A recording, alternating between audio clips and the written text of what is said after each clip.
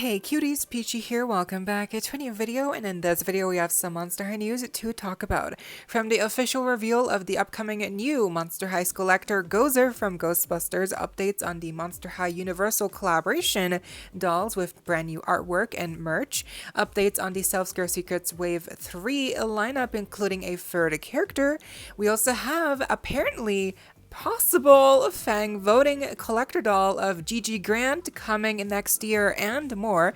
So stay tuned, like, share, comment, subscribe, hit the notification bell, hype this video cuties, consider becoming a channel member today. Link to join is down below if you're able to, of course, no pressure, and so you do not miss out when I post more content like this coming your way and keeping you up to date with all the doll tea you love. But for now, let's get into it. Okay, starting off, I do want to mention that the second episode for the new Monster High G3 animated series on YouTube, Forgotten Battle of the Bands, was posted on their YouTube channel, but shortly after, I'm not sure if they removed it or if they unlisted it or privated the video, it's no longer public on the YouTube channel. So I was going to initially talk about the second episode because we did get screenshots already, basically of the new characters and the plot development, but now because it's no longer available publicly, at least for now, on the YouTube channel for Monster High, I don't want to risk it, so I'm just going to wait until it's publicly shared and officially shared, because I guess it was a mistake that they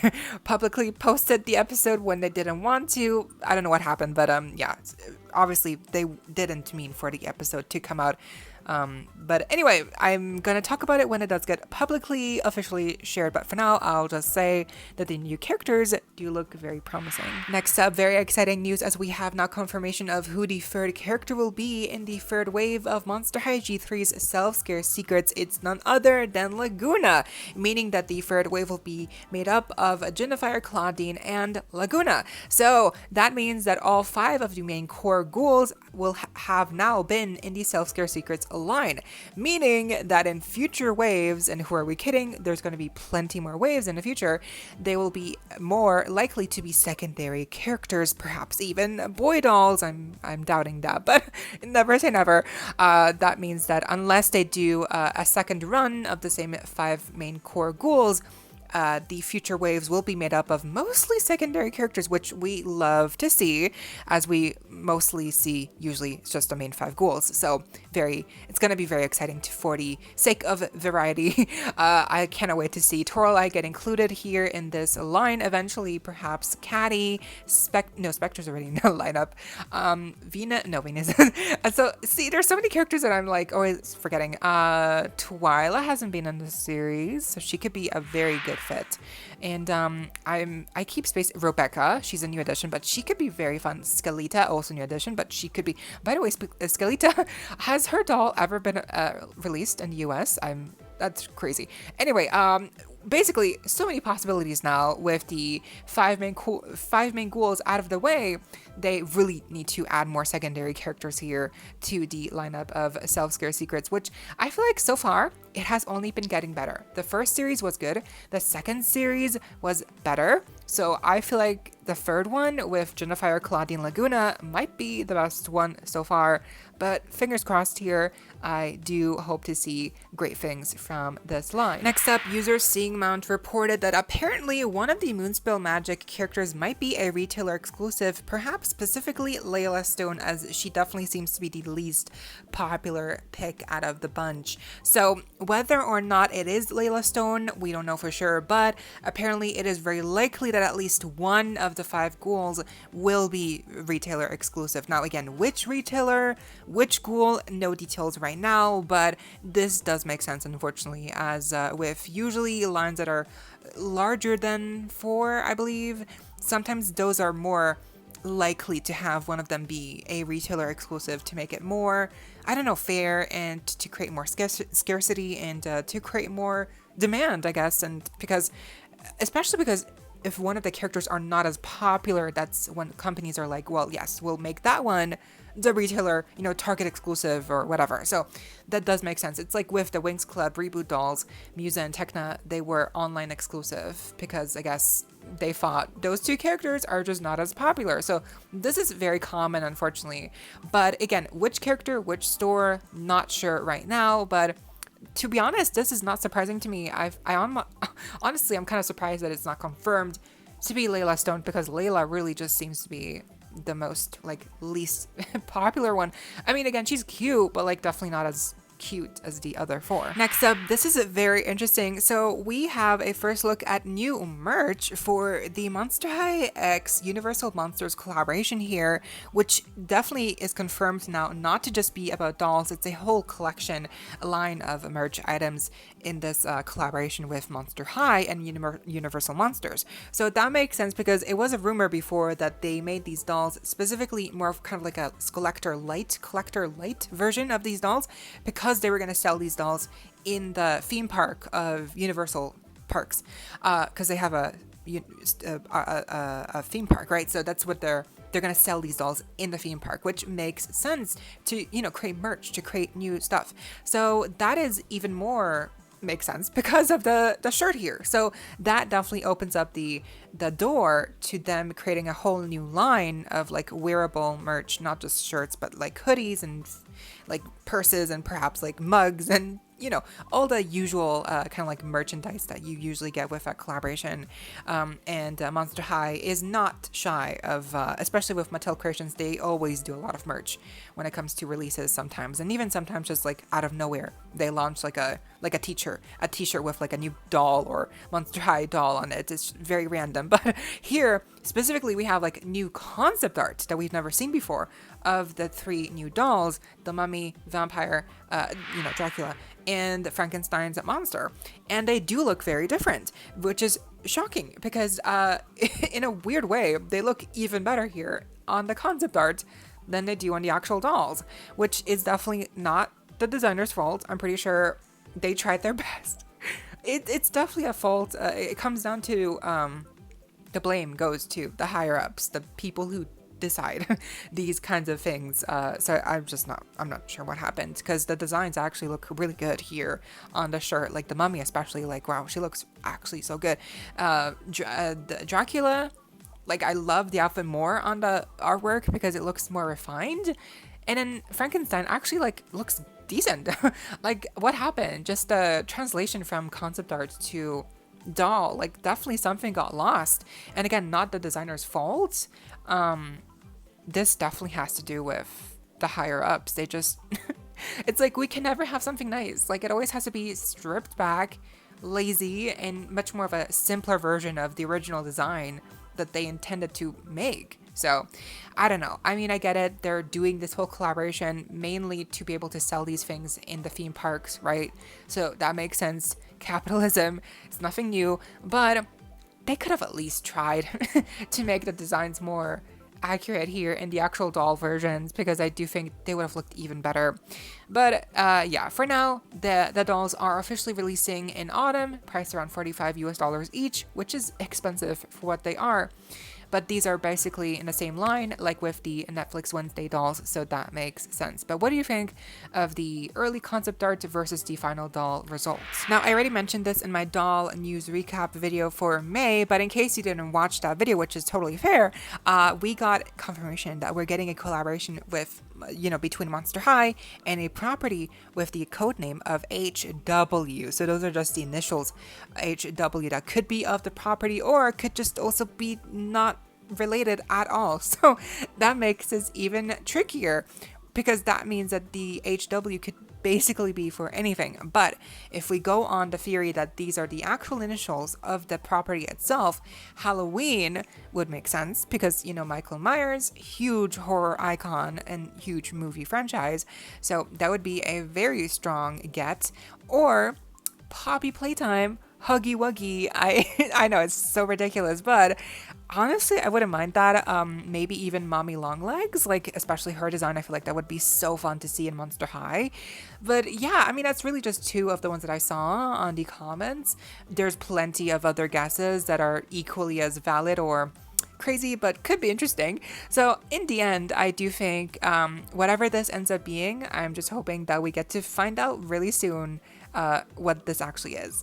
But what would your guess be? Also, it has now been confirmed that the trademark for Sweet Screams has been renewed, which means that in 2027, it is very likely that we will be getting a new Monster High Sweet Screams dolls, because so far, whenever a trademark has been renewed, the year after, very likely we've always had the actual doll or property, like the theme has always been back. So like for River Styx, her trademark got renewed. We got a doll this year. Claire de Luna and Moonspell Magic, their trademarks happened last year, and this year they're coming out. So, and like for Rebecca Steam, also last year, this year she came out. So it's very promising to see that this trademark is being renewed, because that means for next year, it's basically confirmed that we are getting Sweet Screams in some shape or form back. Perhaps G1, another collector Comic-Con doll, or G3.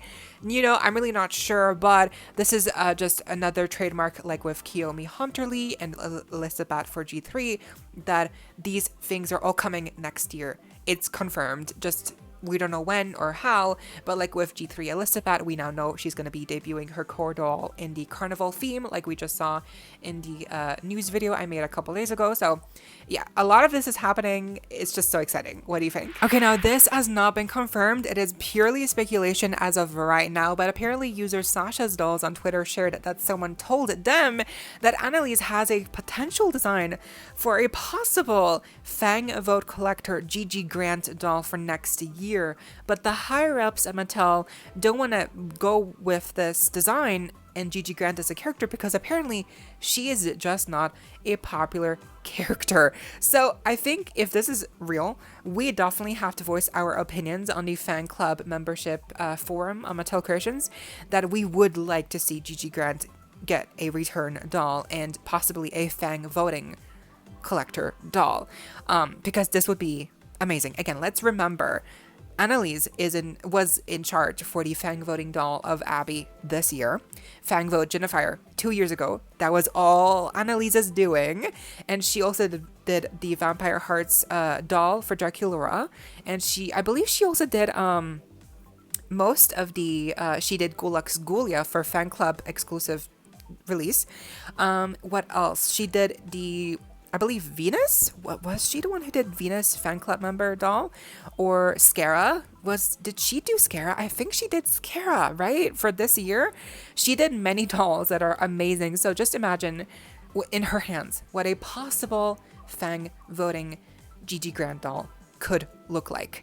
And let's not forget, you know, Gigi Grant, not too far behind of her is Wisp. So if Gigi Grant gets a Fang voting doll, could Wisp get a fan club member exclusive doll?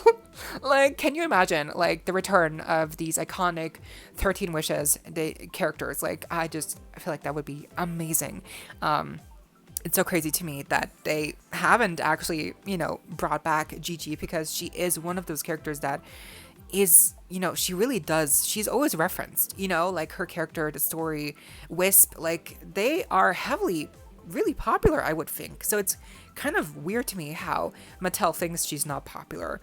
But even if none of this is real and it's not legit, we still, like us as members, we still hold the power to let our voices be heard, let our opinions be heard on the Fang Club member exclusive forums. So even if none of this is real, if you want to see a Gigi Grant doll come back, like if you want to see her get a return doll in next year, let your opinions be known on the membership forums on Mattel Creations. Like, doesn't matter if this is real or not, doesn't take away our power to let our voices be heard, especially if we're paying $10 a year to be a member. So I do think this is more fuel to add to the fire that we as fans, we can do something about our favorite characters possibly returning. I mean, that's how Scara returned. That's how Scara's fan club member doll happened in the first place, because apparently Scara's name always came up in the fan club member forums, and so that's why Mattel thought there is demand, so we can do the same thing with Gigi or any character here. So yeah, this is not confirmed, but even if it's not confirmed, we can still perhaps make it happen. But obviously I do hope it's real, because just imagine what an amazing design Annalise could have on her hands. And lastly, yes, we gotta talk about the newly revealed SKULLECTOR doll here based on the character Gozer from the first Ghostbusters movie. Yes, she has been revealed, officially announced on the Monster High Instagram page, and the listing now on Mattel Creations is live with a countdown as per usual. It has been confirmed that she is a Mattel Creations exclusive, and she is priced at $70 US as per usual as well. And so let's get into her, because she's interesting. A lot of people are very mixed on this doll, which I totally get, but on the other hand, I also feel like, I don't know, like she's really good. But okay, let's get into it. So as you can see here, she is mainly, when it comes to her outfit, let's just get into it. The outfit is basically what I think a lot of people are disappointed by. It's the outfit. It's a one-piece bodysuit, and it's just very simple. Now, I'll do comparison shots later on of the actual look from the movie and the actress playing the character, which surprisingly, you'll see she's very movie accurate. Like, this entire look is basically how she looks like in the movie. Like, granted, in the movie, the bodysuit is not like this white. It's definitely more dusty and more like worn, obviously. But here, because it's a doll and it's shiny and plastic, they had to make it like a white lace bodysuit one piece. So that's okay, fair. But also, it's kind of hard to tell, but it's not just white lace that's on the entire bodysuit. She does have a layer underneath of the white lace that's kind of like a beige natural color, but it has like a chromatic shine to it. Again, it's very faint, but I'm pretty sure there has to be some kind of like sparkly layer underneath of the white lace, because otherwise also it would be kind of like just very sheer. So I'm pretty sure there is like a white or beige underlayer beneath the lace that kind of like adds a little bit of sparkle if you really look closely. So I noticed, and I do like that detail. I also do like how there's a couple of floofs of, lace that poof out from the shoulder and then around her hips and her legs. Like, I like that. I feel like it makes it look asymmetrical, a bit more, random, natural. And I also like how she, overall, in the entirety of her bodysuit, while it is all lace, she does have these little sections of like pearl details, like bubble pearls, that are like added onto the bodysuit that I'm guessing are supposed to look like bubbles, but in the actual movie, I think she's supposed to be because in the actual movie, Gozer is a representation of a Sumerian god. I forget the name. Oh my gosh, I just saw it, but basically it's like a Sumerian god. It's about decay and death. So the god, she represents death basically, and decay and like and bad things, obviously. So in the movie, these like round looking bubbles are actually supposed to be like pustules, like it's bad, it's like icky, supposed to look gross. But on the actual doll here, they're giving off more like, bubbles, like pearls. So I do think it's just very ironic how they made her look very shiny and clean and, very white, when it's really in the movie, her, representation is of decay, and like she represents a god of death basically, so and decay, and so it's just kind of weird how here in the movie, in the doll, she's very clean looking, very white, very like almost like a savior figure, almost like, it's just kind of crazy. But I do like the pearlescent shine on the bubbles, like even if they're not like gross looking, like I still like that they add a little bit of dimension on the actual outfit, because again, otherwise it is a very simple outfit. I have to be fair, it is a bodysuit one piece. Like, you're paying $70 for a one piece bodysuit. But you also do get the two dogs, which are uniquely sculpted, which is nice. They have painted details, which is nice. The object heels are not horrendous. Like, yes, they have the object heels, but they're not weirdly colored. Like, they're just the same color like the entire rest of the shoes. So that makes sense. Although, again, the actual shoe that she wears in the movie, it's like a heel. Here, it's like a boot, so it's not accurate as well. But I don't mind it too much. For me, it's fine. But the favorite thing for me is the purple lightning bolts that she includes. I love this detail. I think it makes her look so fun, and you can take them off, you can put them on, or just one at a time. And I also love how the face came out. It is, especially compared to some screen grabs from the movie, I have to say it is a bit muted, the expression, but I feel like they went for a neutral expression here, because I guess it would serve for more, poses, and it's like a neutral expression is more versatile than a very expressive face. You know, that's more specific to one emotion, right? So I get why, but also perhaps because they didn't want to sculpt a new face sculpt like to resemble the actors, or maybe they couldn't because of the licensing fees with the likeness that they would have to pay the actors who played the character in the movie. Honestly, I'm not sure what happened, but I do think they could have sculpted a new sculpt in her likeness to give her a wide, like a bigger grin, or perhaps like a open mouth sculpt. I'm not really sure, but I do like the red eyes. I like the airbrush details around her forehead and the eyeshadow, and her hairstyle is accurate, even though it's a bit gelled. Like, it doesn't really look like too accurate, so I don't know. It's not completely perfect, but I do like what I'm seeing overall. I do think it's kind of it's becoming a trend where most of the SKULLECTORs this year, they have been all very humanoid looking, and I think for a lot of people, they like SKULLECTORs because they used to be very like monstrous looking, or they would be a bit more creative, at least when it comes to the design of the character. Like, they wouldn't just be like human looking. With this character, obviously in the movie, she is a interpretation of a, like, this is how she presents herself to the Ghostbusters in a movie, but she is basically like a deep, like, she's a goddess, like she's a superior being, like a Sumerian god basically, who can just shapeshift into whatever she wants to look like. So she chooses to look like this human form, but again, she looks like a human, even though she's like a god, demon god, like evil. Again, I'm so sorry, but like, so she's not a human, but she presents that way. So I do think it's becoming a trend, almost like where recently a lot of the SKULLECTOR releases, they all look like humans or like human passing. So it would be nice. But I feel like one of the main reasons why Alien was so well received is because she is so like creature-rific, you know, like she is such a like undeniably like horror, like creature looking doll, you know, like she was like humanoid, yes, but like so cleverly designed and like so uniquely designed.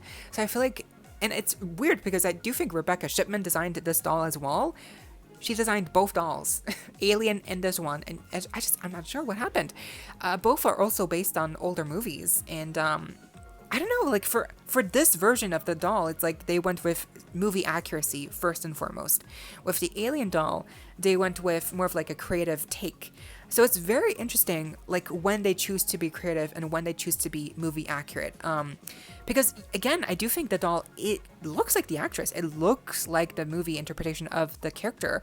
The design, the outfit, the hair, the makeup, even the shoes are not perfect, but you know, like it's all decent. And I mean, you get the two dogs. The two dogs are pretty iconic in the movie. So I think she's a good doll. It's just, I guess for a lot of people, why they don't like her is because she is so simple and she is so expensive. You know, she is expensive. Like plus shipping, it's like shipping is like $19 for me. Like I'm gonna be paying almost like $100 US for her. It's crazy, you know. Yeah, but I like her, so I'm really sucks because I genuinely like her. I really do. But it's undeniably true that she is a very simple doll, you know. Now I have been seeing people compare the Frankie Ghostbusters to this new one, SKULLECTOR Gozer, because they're both obviously based on Ghostbusters DIP. And speaking of, I do think it's just kind of funny, but also like how timely that 10 years ago the Frankie Ghostbuster doll released, and now 10 years later we got the Gozer SKULLECTOR doll. Like, I mean, it's just sometimes things just work out, you know. But I do think a lot of Ghostbusters characters would work as SKULLECTOR dolls, like the Stay Puft Man, you know, like it's like all marshmallow looking. The Sigourney Weaver's character, Dana, is that her name from the first movie when she's possessed? I feel like that would be a good SKULLECTOR doll, although I just talked about how we get too many humanoid looking characters. Like human passing characters in SKULLECTOR releases, and that would be a definitely like human looking character. She's just possessed, but she's not like a creature monster. So still, like I feel like that would be a really fun concept. Anyway, there's so many possibilities to pull from Ghostbusters movies. Like they could do a whole collection of Ghostbusters SKULLECTOR dolls, honestly. But anyway, I do think it's crazy how people are saying that the Frankie Ghostbusters doll is better than the Gozer SKULLECTOR. I mean, yeah, I mean, maybe because they think the outfit looks layered and more detailed, which is fair. But the new one, I feel like also has the two dogs and the lightning bolts, and the face is new, I think, right? The face looks definitely better than the Frankie face in the Ghostbusters doll. So, I mean, there's definitely pros and cons. But I do think if you have that Frankie Ghostbuster doll, I mean, come on, you kind of have to get this new Gozer doll because they're gonna look so good together on display. So I like this doll, even though she's definitely not worth the price point. I do think she's overpriced, but I like her. Again, I think something about her is nostalgic to me, even though I remember being mostly scared of the first Ghostbusters movie. I think some of the visuals scared me, or the dogs maybe even. Definitely, yeah. But I like her. I like this doll. I do think she could have been better. Like maybe give her some earrings. I know the earrings wouldn't have been movie accurate, but I do feel like they're allowed to take a little bit of creative liberties here, you know. So I think like some earrings, maybe a purse, maybe. I don't know. I do feel like, weirdly enough, there's some SKULLECTORs where there's too much going on, and there's some that have not enough going on. And here, she's really simple, but she is accurate. So it's kind of like a weird mix of like, she does look accurate, but also I feel like she would have looked better with a pair of earrings on, or maybe, you know, maybe the hair could have been done even better. Yeah, I don't know. She is really pretty. I do like her. By the way, I forgot to mention, but there is a member exclusive drop on the June 8th. June 9th is the public drop. So if you're a member, you get first dibs. If you're not, the public drop it is. So I hope I'm successful in getting her, and I like her. I do like her, but I totally get why people would not like her because, yeah, of the reasons we just talked about. But let me know what you think of Gozer here. Is she a buy or pass for you? Let me know what you think down below, and I hope you all enjoyed. Leave a like, share, comment, subscribe, hit the notification bell, hype this video, cuties. Consider becoming a channel member today. Link to join is down below. If you're able to, of course, to support that channel that way, no pressure, and so you do not miss out when I post more content like this coming your way and keeping you up to date with all the doll tea you love. Thank you also to all my currently subscribed members. I see you and I appreciate you so much. Stay safe, be kind. I hope this next time stay peachy.